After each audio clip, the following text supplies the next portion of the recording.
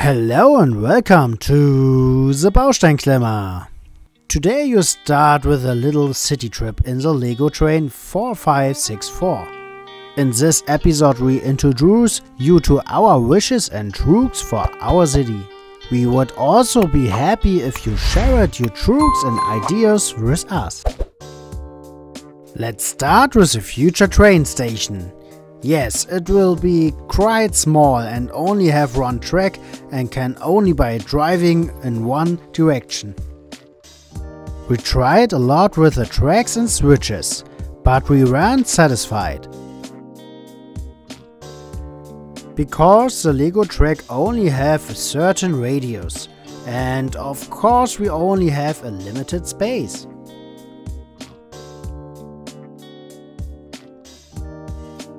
The station is to be more and with a complete roof. To get to the other side of the track, a bridge will be created, perhaps even a complete floor over the track. Then we go to the area of the Beanvillage Mountains. Our wooden construction should finally be completely built. Small shops are to be built at the foot of the mountains, like a Lego store, an Asian snack bar and maybe one or two shops. Of course, at the same time we also want to continue the hiking trail we started, which should reach the summit. One truth was to include an elevator or a cable car, but we can't say exactly what it will be in the end. To the area behind the raids, at the beginning the Harry Potter corner was supposed to be there, but after we had placed 2, almost 3 sets there, the space was already exhausted. So we decided against it. So we can build an open air concert there, that was supposed to come to the mountains beforehand. Now we come to the modular building. We completely installed an illuminated one, the police station, but we'll come back to that later.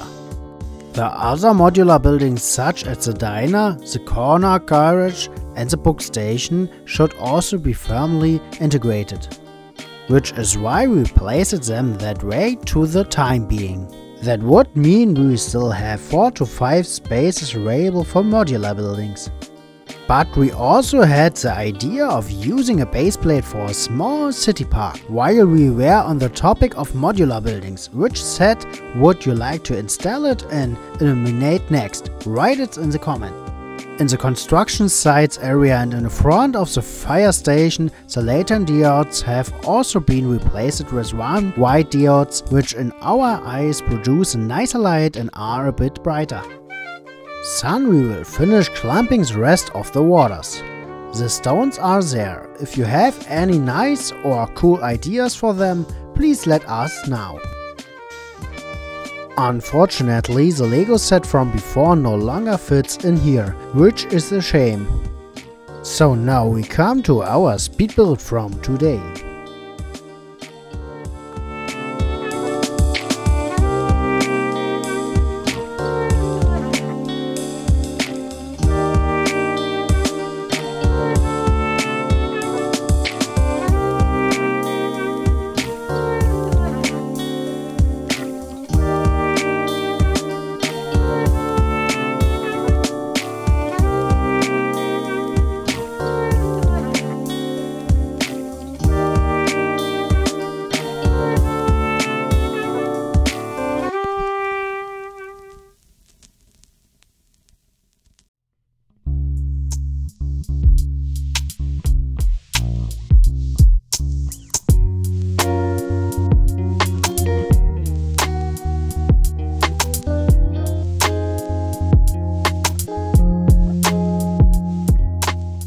The rest of the police station, to be more precise the parking lot, including the lane, are now also clamped. We were also able to present one of few stories so far.